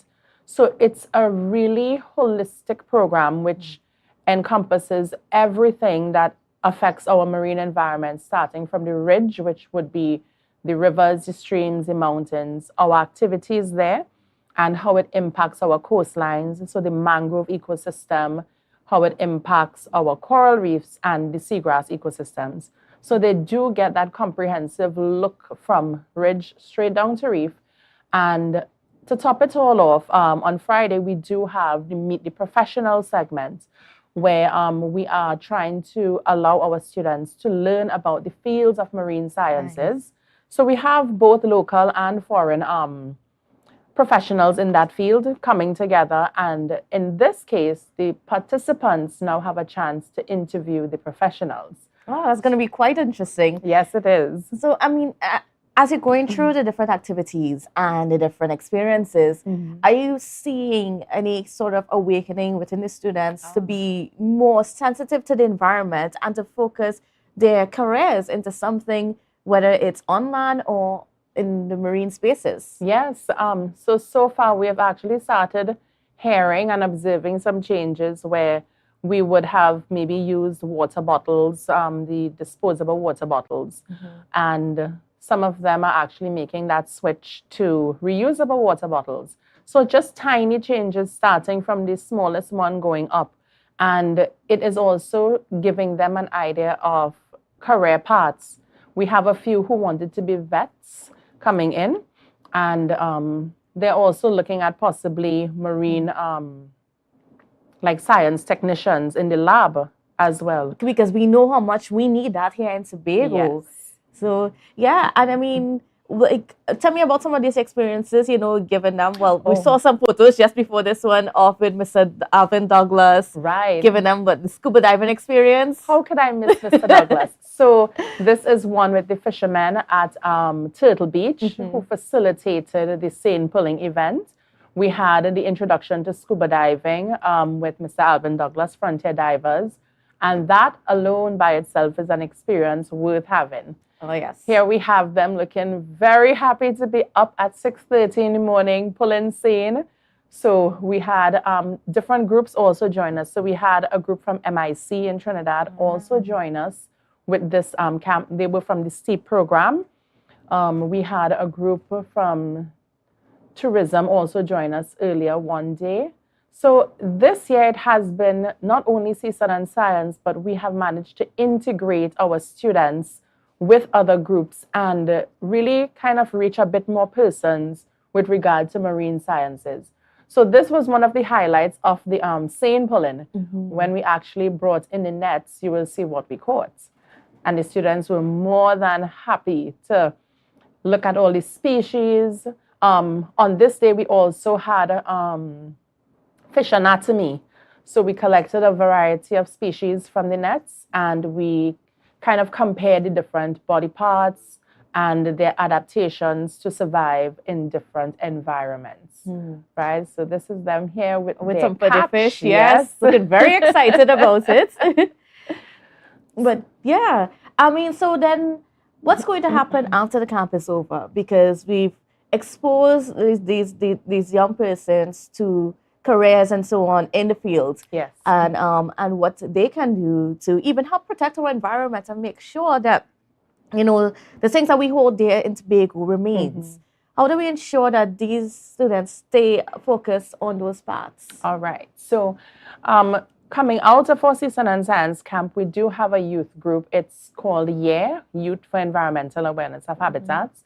So participants can join the youth group and we are trying to reintroduce the idea of these projects that we can do within the communities, still focused on the marine sciences. But in addition to the youth group, we also provide that networking capability for our participants, where if they have projects or even need guidance in terms of reaching out to mentors, we do provide that facility where we can link them with those professionals in the field, Right. get further guidance, and give them what they need to steer them in the direction that they would like to go in terms of their careers. And of course, this becomes so important now in the light of so many things that are happening within our space. You know, we hear climate change and it's like, woo, but we're experiencing right now some rising sea temperatures. Yes. Which is also causing coral bleaching. That's right. So, I mean, it's the Book Reef Trust paying attention to what's been going on in our reefs and, you know, to sort of bring awareness to a lot of the changes that are taking place, some of them very negative. Yeah. So we are very much aware of the coral bleaching alerts that have been sent out so far through NOAA. And even as we were on the field with our participants, we did see some signs of coral bleaching. Not significant, but we did see a few indicators that we're in for some hot waters coming up. But I do believe at the Book Reef Trust, we also have a drive to get back out there and start back our work in research, which would feed into the conservation and education. So we do have some projects coming up. One is with the reef rehabilitation. That's in the pipelines to look at possibly rehabilitating some of the reef areas in Tobago. We also have a drive to return to our schools to continue our education and outreach work.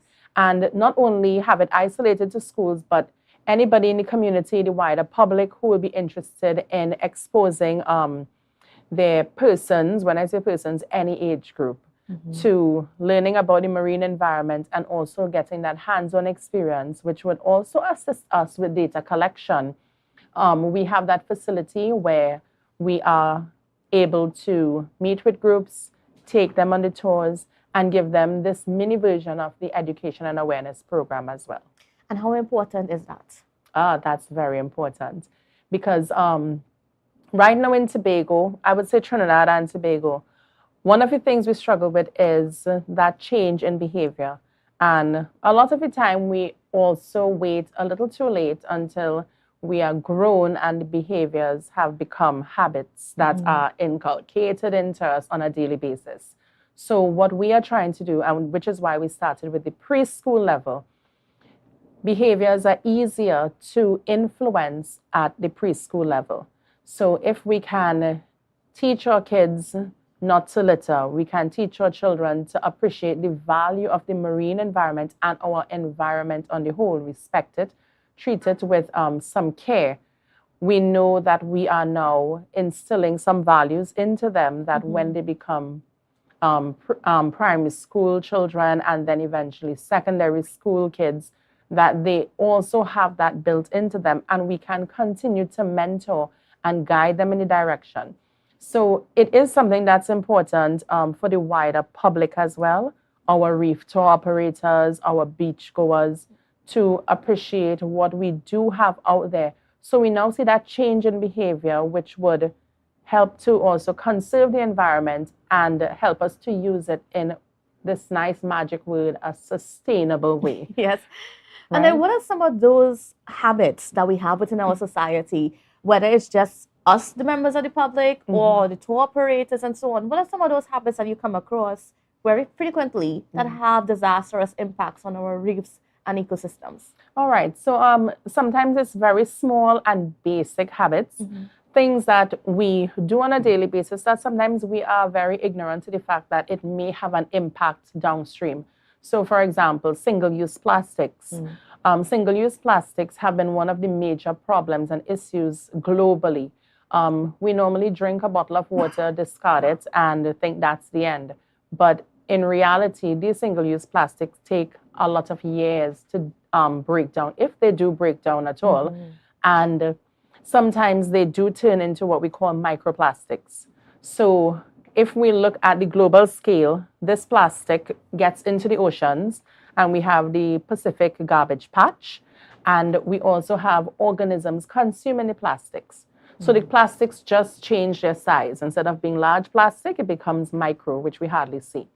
And we do find microplastics in birds, in fish, And guess who eats the fish? We do. Humans eat the fish, Yes. and it's also found in the water that we consume. So at the end of the food chain, humans also ingest the microplastics, and then we may see effects such as cancer, such as health effects later down the line. Again, we have more studies and research to show the linkage between the plastics. So just something as simple as making a switch from the plastic bottles to maybe a reusable bottle or one of those stainless steel bottles.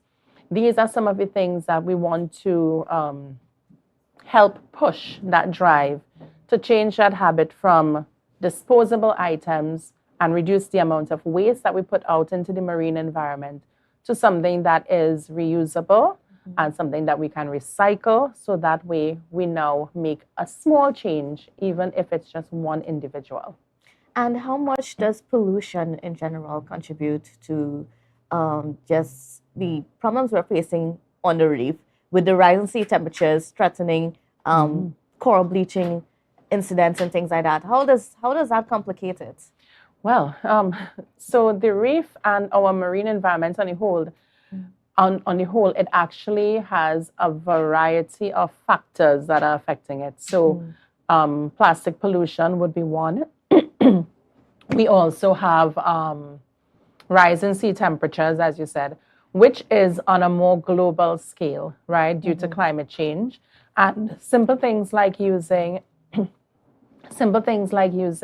type of fuel on the reef with the reef tour boats, diesel, the exhaust that comes off, even from a land, our cars that we drive on a daily basis.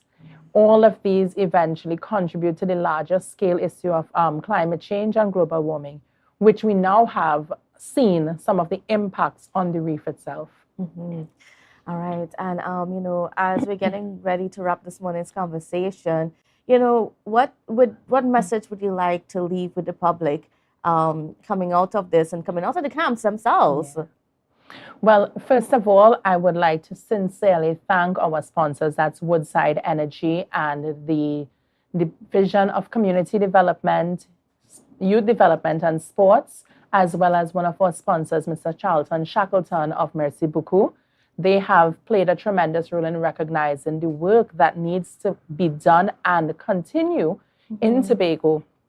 And I would say generally, the work that we do, it can be done by individuals.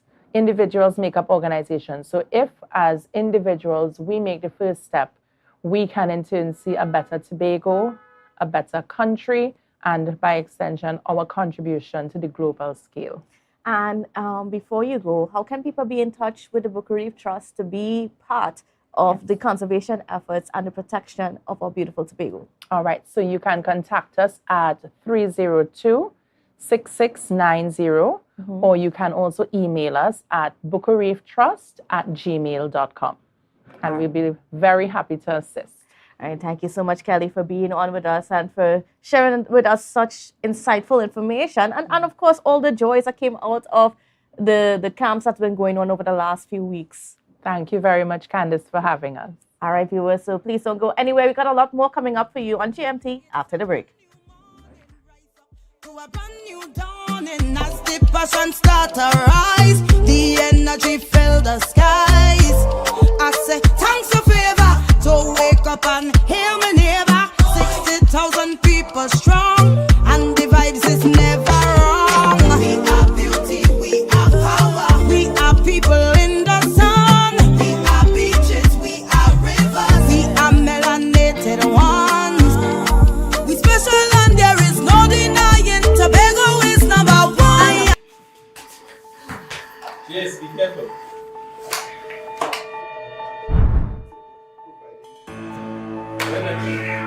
Honey, I feel I'm going to start to cook, yes, because these children are hungry now, right? Okay.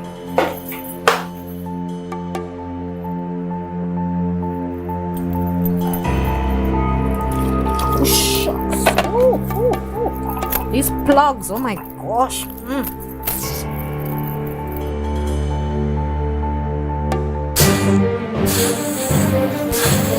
Hey, Rizak, hey, come from there. Come from there. What's going on in here? Oh, come on. What would you do if this happened to you? Dial 990 in case of fire emergencies and always have a serviceable fire extinguisher ready and available at all times. Tapicom. Welcome to the future. The only card you will need in a new world. Digital business cards.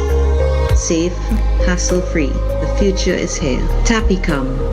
New generation digital transfer. Digital time clock cards. Digital attendance cards. Air tags. Customized designs. Digital clothing tags. Digital pet tags. Tapicom. The future is here. Contact us today. The best place to stay in Tobago is at Thorn's Place with rates starting as low as 200 TT. Call or WhatsApp 745-7306 or 682-8676. We are located uptown Scarborough, 5 minutes away from the port. Remember, at Thorn's Place, our aim is to make your stay safe and affordable.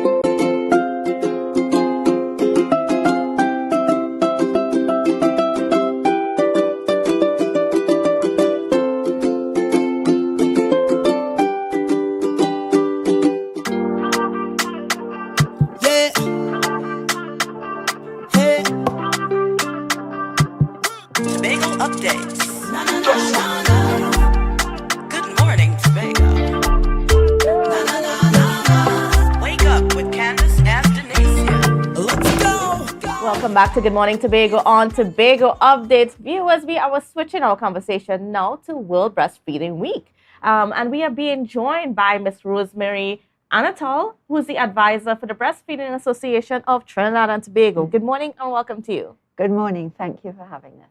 So let's talk first of all about, why are we celebrating World Breastfeeding Week? Why is there a week dedicated to it? Okay, well, this week was established back in 1992. By the World Alliance for Breastfeeding Action. It's recognized by the World Health Organization and UNICEF. It's now celebrated in over 170 countries around the world. And it is really an opportunity to create awareness about the various issues related to breastfeeding. Every year there's a different theme. And so we celebrate World Breastfeeding Week here in Trinidad and Tobago. It's celebrated from the 1st to the 7th of August, but we have activities throughout the month of August. And we launched, the Breastfeeding Association of Trinidad and Tobago has been recognizing the week since the beginning. And we had a walk and breakfast in Trinidad to launch the week. And our kind of signature event is always the walk and breakfast in Tobago, which is happening this Saturday, the 19th.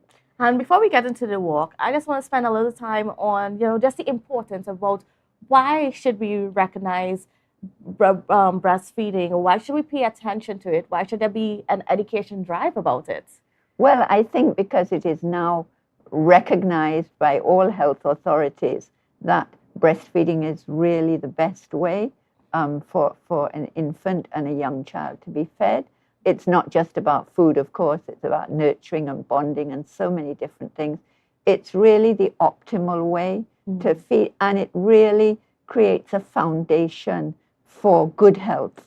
From the moment the baby's born, the immunity that is passed on to the baby, and the fact that everything contained in the breast milk is perfect for the baby. One of the unique things about human milk is that a mother's milk is ideally suited to her baby.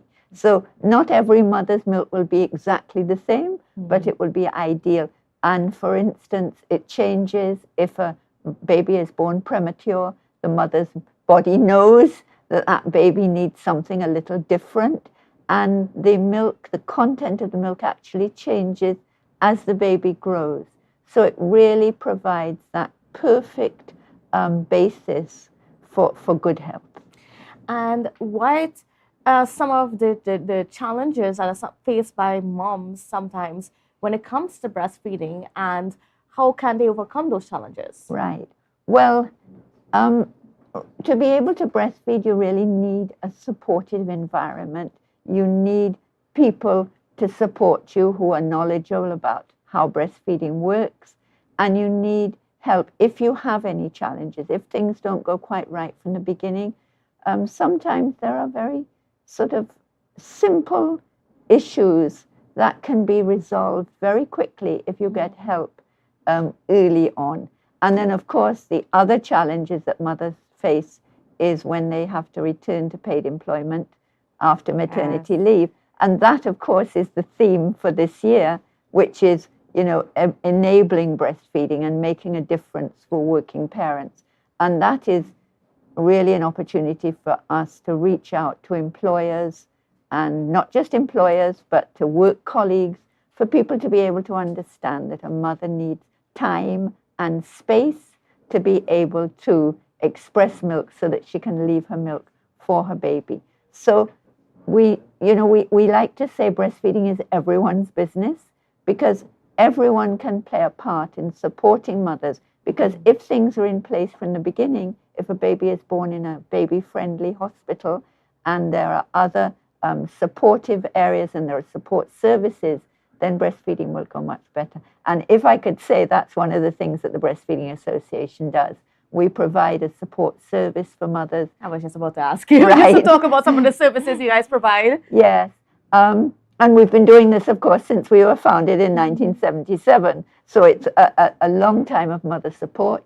Mothers can contact us at any time. They can contact us by phone. They can message us. We can reach out to them. We can support them. We can give them hands-on help. We now have things like virtual support groups. We have those twice a month. And the good thing about that is people can contact us and join from anywhere. So we've actually had quite a lot of Tobago moms who come onto the support groups, and it really provides a sort of friendly, welcoming space where you can hear what other mothers are experiencing and share what is happening with you. So we have support groups. We have our Facebook page through the Breastfeeding Association of Trinidad and Tobago. We have Instagram. We have Zoom. We have so many ways that mothers can contact us. And although the hands-on help is always the best way, in person, one-on-one, which we always provide, there are also virtual counseling as well. And what about the partnership with the Division of Health, Wellness and Social Protection here in Tobago? How are you guys partnering with them to provide services? Right. Well, this has been a long partnership. Certainly things like the walk and breakfast we have been doing in Tobago since 2001, and there has always been a partnership with them. We also have a Best Breastfed Baby competition that is in partnership with them. And over the years, we have provided training for BFHA trainers in the early years before they had their own trainers doing it. We have breastfeeding counselors in Tobago, so Tobago-based counselors. So we work in partnership with breastfeeding support and with training and with many other ways. Whatever they are doing, we are supporting it through literature and things like that. All right, so let's talk a little bit about what is happening on Saturday with the walk and the breakfast program. Right. Well, the walk starts from Tambourine Square at 7 a.m. There's actually registration from 6 a.m. So we have free T-shirts and free breakfast for the first 150 people registered. So come early and register. And then from there, the walk goes to the Esplanade. The walk is led by the Boys Brigade. I have to acknowledge the Boys Brigade because they have been supporting us since the very first walk. And so they provide the music for the walk. We walk to the Esplanade, and at the Esplanade, we have the breakfast, we have the sort of formal part of the ceremony, and we have a prize giving for the Best Breastfed Baby competition. And the Secretary of Health will be joining the walk, and she will be speaking at the breakfast, and also from the TRHA. So it is a full morning of activities, of awareness, and we're really asking everyone to come out and support us. We've often have the police youth groups who come and support as well. And of course, this is being done in partnership with the Division of Health. It's being done in partnership with the Division of Health. They've been very, very supportive, as they always are. And so that is in partnership with them as well. They've been doing a lot of the promotional side of it to ensure that everyone is aware of what is happening. And what about the other activities that are taking place this week, whether here in Tobago or in Trinidad? Right.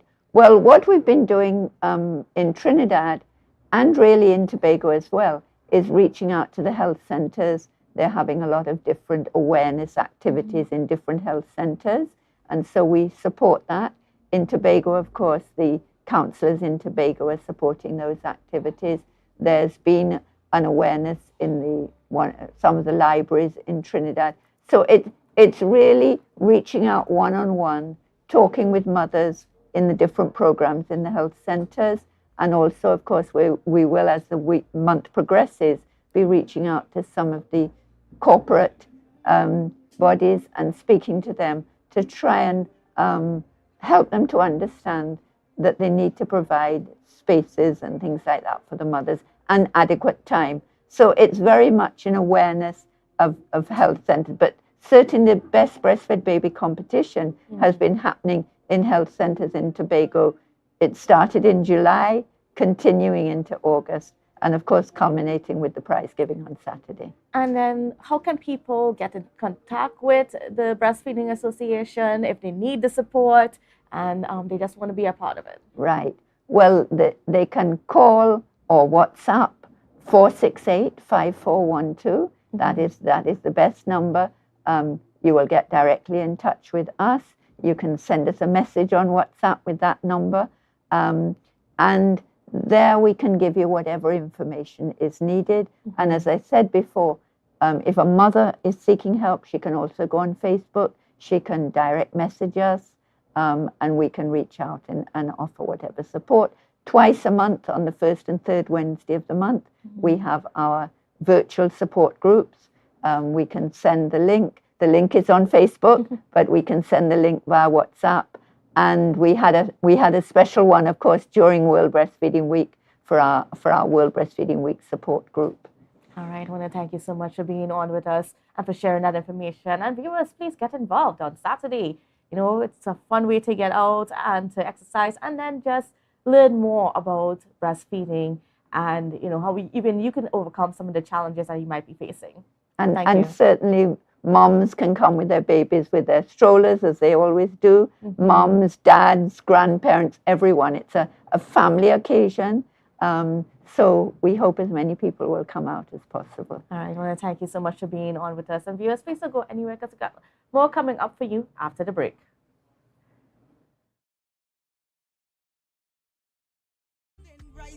To a brand new dawning as the passion start to rise, the energy fill the skies. I say thanks for favor to wake up and hear me neighbor. 60,000 people strong and the vibes is never wrong. We have beauty, we have power. Cold fire. What's the number? Oh God. Fan emergency, good afternoon. You said the building is on fire. Are there any persons trapped? 4 persons. What is the address of the call, ma'am? Number 4, Candy Drive, Pier Road. Can I have your name, please? Miss Bihari. Thank you, Miss Bihari. I'll be dispatching an appliance. Central Control from Fire Control. Go ahead, Fire Control. Central Control is really over. Central Control, have a plans and crew. Respond to our residential fire. Same is at number 4, Candy Drive, Pier Road, Tribonas. 4 persons are trapped, 2 adults, 2 children. They were unable to make contact with fire service, so she called on their behalf. Transmission received loud and clear. Operator at Central Control, 3463, Pathfinder Wiley, Central Control. Create an evacuation plan for you and your family. and practice your escape. Always ensure you have more than one way to safely exit your home. Your lives may depend on it.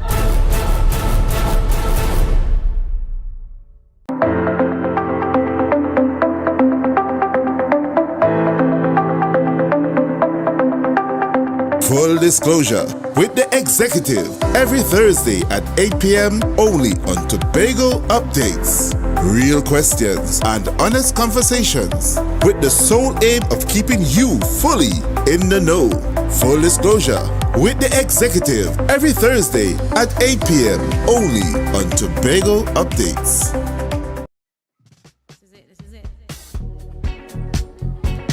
Excel Spa by Haley, where our highly trained staff are ready to deliver the top-class services in facial, massages, waxing, nail enhancement and body treatment.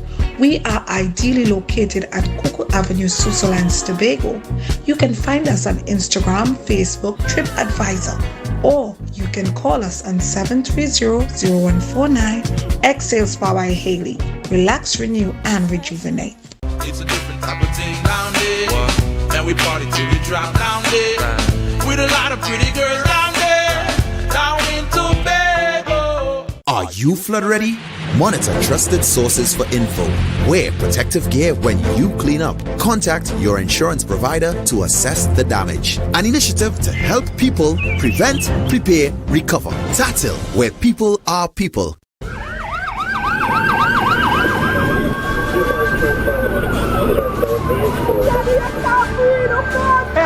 Help! Fire service!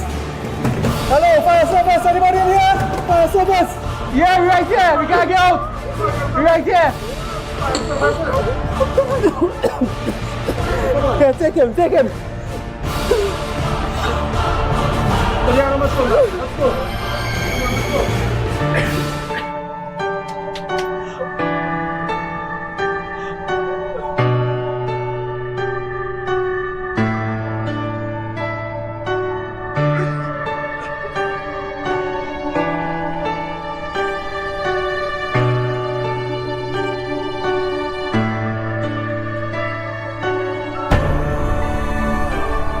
Thank you for saving me. You're my hero. Together, as we face the challenges during the new normal, always remember that fire safety begins with you.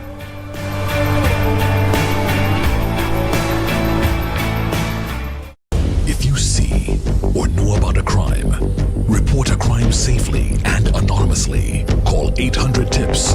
Help stop crime. You can play your part safely and anonymously. Report a crime. Earn a reward. Call 800-TIPS. Help stop crime.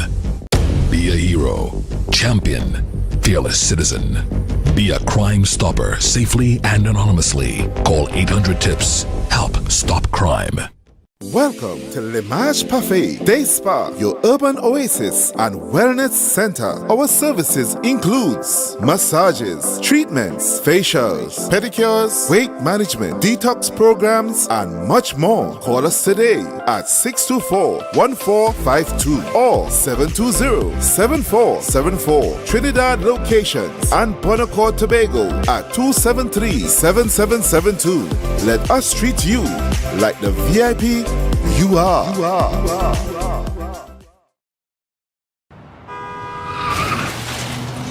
Everybody only worrying. Never ever worry. Don't mind how things looking hard. I tell them never ever worry. If your nice car get damaged bad, I tell them never ever worry. What I'm saying is true. So just consider TATIL is always right here for you. I tell them never ever worry. Don't mind if life make you sad. I tell them never ever worry. If your house get flooded out real bad, I tell them never ever worry. What I'm saying is true. So just consider TATIL is always right here for you. I tell them never ever worry. If sickness catch you off guard, I tell them never ever worry. If times fall on you real hard, I tell them never ever worry. What I'm saying is true. So just consider TATIL will always be here for you. Never worry. never worry about a thing. Tattle, where people are people. You know what I mean. Summerama, real steam for the summer standard. Is a lining store. Summertime is here, so make the most out of it at Standard. Never beaten on quality and price. Ignite. Waiting for CXC results and wondering what's next? Or maybe you're looking to switch careers. Learn a skill to jumpstart your career at the NESC Technical Institute. Get qualified for jobs in the energy and industrial sectors, or even start your own business. Choose from automotive, electrical, instrumentation, drilling, welding, fabrication, AC refrigeration, IT networking, and more. NESC diplomas are gate approved. Classes begin in September. Visit nesc.edu.tt to apply. Calling all ambitious young ladies of Tobago, the First Citizens Girls First Festival is back. Join us on August 20th at Shaw Park Cultural Complex for an empowering experience that'll prepare you to conquer the world. Hear extraordinary female speakers who shattered barriers, sharing their secrets to success, leaving you motivated and fearless. Together, we will support and uplift one another by participating in interactive workshops that build leadership skills and boosts confidence. Join us at the First Citizens Girls First Festival and let's embark on a life-changing journey together. Yeah. Hey. Tobago updates. Good morning, Tobago. Wake up with Candace and Denise. Welcome back to Good Morning Tobago on Tobago Updates. Viewers, we are now being joined by Mr. Gary Griffith, the political leader of the National Transformation Alliance. Good morning and welcome to you. Hi, good morning to you. Now, we saw on election night you were quite pleased with the results. You said that now the NTA is a force to be reckoned with. Yeah, well, what we have done, we've political map. You would have seen the pie chart done, and it shows the lots of yellow, a bit of red, and the blue. So those are the three colors. There's no orange. There's no other color. We are acquiring that 16,000 votes. If it is that we divided by the 31 seats that we took part in, that's roughly 500 votes per seat. Had we gone up for all 141, that would have been 70,000 votes. And in a local government, that's roughly 30% turnout. In a general election, it would be double. So that's going back at 140,000 in a general election, which equates with the Congress of the People. So it shows that that third constituency is still alive and kicking. And the National Transformation Alliance, we have now become the legitimate, bona fide, and the only recognized third or political party outside of the PNM and the UNC. So after contesting these elections, what is the future looking like for the NTA? Well, what we did, we went into the belly of the beast. Those were the 31 hardest seats. Those were the 31 safest seats that the PNM had. In 2019, the UNC being their main opponent, they lost every one of those seats outside of Point Fortin, the other 26 seats by 750 odd votes, sometimes over 2,500. So, in a local government election, that is a very high number. We were able to cut every single one to the point that some of those seats that they won by 1,000 votes, they were able, they scraped and held on by just about 100 plus. So it showed that we have cut deep inroads into PNM's heartland, which is critical because that is the corridor. Who wins the corridor wins the general election. So, and again, even looking at Tunapuna, Piarco, in those areas where, because of the NTA votes joining with the UNC votes, some of those seats became marginal. So it sets the tone well for us to take seats such as St. Joseph and Tunapuna in the general election. So we intend to continue to push along that line. We intend to put a lot of emphasis onto the youth vote, those persons between the ages of 16 to 40 who will be eligible to vote in 18 odd months' time. And those are the persons I think is going to become the pendulum to ensure whoever wins or wins in a comprehensive manner. So we intend to put a lot of emphasis on that. When I was Commissioner of Police, that was the main support I had, would have been younger persons. So we intend to also continue along that trajectory. And what about the recounts that are happening right now? What can you share with us as to the status of some of those recounts? Well, the main thing about those recounts is to let you all know when I continue to state that the PNM had a PNM-B team. When you take orange, when you take red and you wash it several times, you get orange. That Progressive Employment Party by Philip Alexander, he spent 19 out of every 20 comments attacking me, attacking the NTA. You don't go into a national election attacking a political party that is not in government or opposition. So he went there with an agenda. And he did his job, mission accomplished. There were 7 of those seats that are being contested now that are marginal, and recounts are being asked. And it was, so for example, Point Fortin, Sangre Grande seats, 2 Indigo Martin at the UNC, lost 7 seats. And all 7 they lost. It would have been by a margin that is actually a little more or less than what the PEP had. So for example, the PEP will get 80 votes somewhere and the PNM would have won by 50 votes. The PEP will get 40 votes, the PNM would have been successful by 20 votes. So the PEP did their job by taking away votes of anti-PNM supporters to ensure that the PNM could win. They did their job, and it is hoped that the country will understand that in the future, that party was there, set as an agenda to ensure that the UNC will not win several seats. Mm-hmm. And then looking ahead with the partnership with the UNC, is this going to continue going into the general elections? Yeah, definitely. You see, my concept of politics, unlike Philip Alexander, Keith Rowley, where they have spent all of their time in this campaign attacking, destroying, discrediting, undermining, demeaning, I intend to do just the opposite. My job is to build, to develop, to mend fences, build bridges, to try to find alliances. And by doing that, we are going to develop Trinidad and Tobago. Political leaders spending all of their time attacking people, discrediting them, saying the nastiest things about the other. The country is fed up of that, and you would have probably seen it by the voter turnout. What we intend to do is to continue to work with other political parties, and obviously the UNC will be part of it. As I said before, every time that there's a coalition, the PNM could never win. And this was a perfect example. The PNM got 60,000 votes less than the alliance of the UNC and the NTA. I think that's the population of Tobago, roughly. So that says how much the PNM lost by. It was a comprehensive defeat.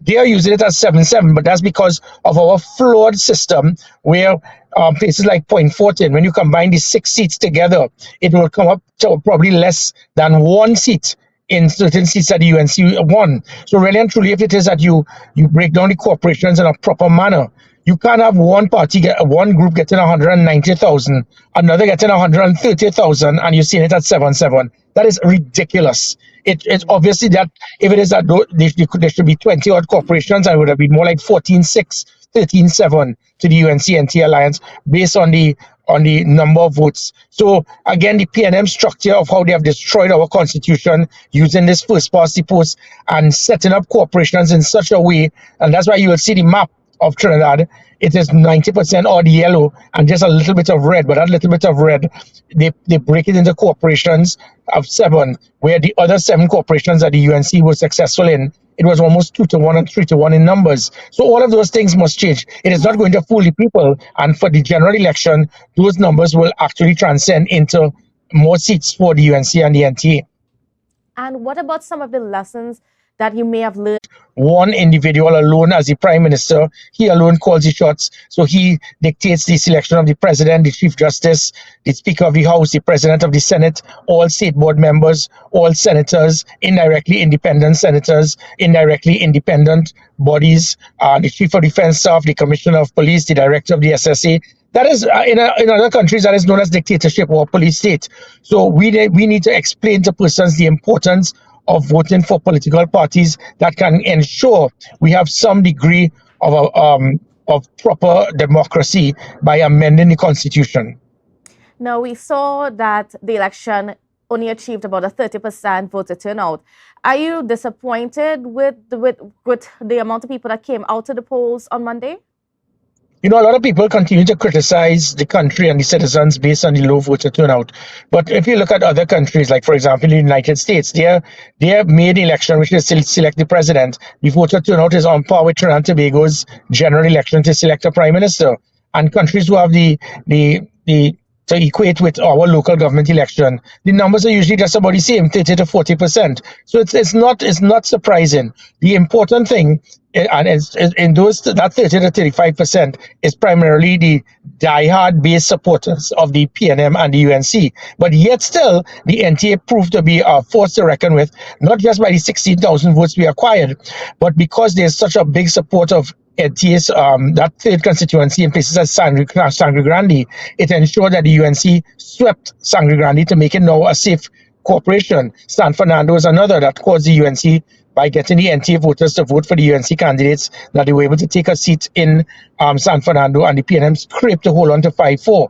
The same thing with Arima, Tunapuna, Piarco, and Diego Martin, where several seats now because of the UNC and the NTA working together. So it showed that there was interest, but we have what we have to do. I'm going to spend more time on, as I said, is to get younger persons to understand the importance of voting and to understand the importance of selecting the right people to govern the country.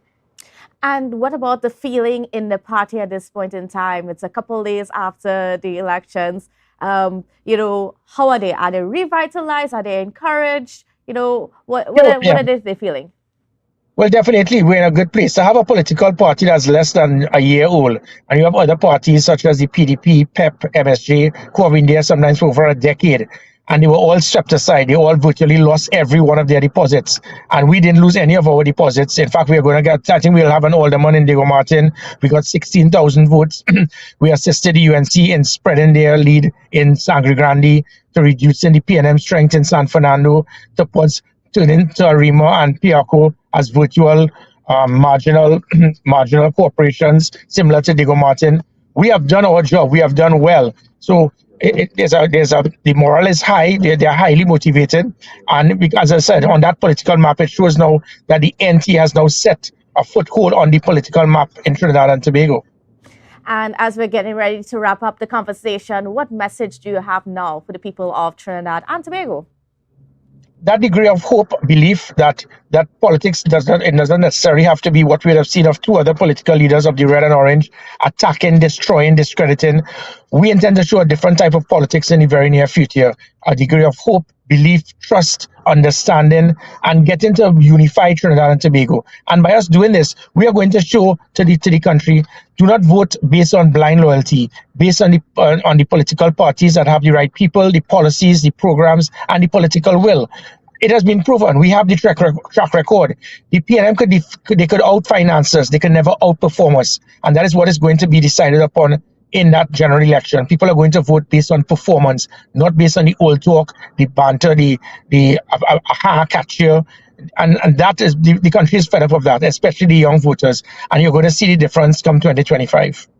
And we're certainly looking forward to see how the NTA evolves and grows as the time goes by, and see what you're going to do in 2025. My pleasure. Take care. All right. Thank you so much, Mr. Gary Griffith, the political leader of the National Transformation Alliance. Well, viewers, we are now at the end of our program this morning for what is quite an eventful week in Tobago. There's a whole lot that was said.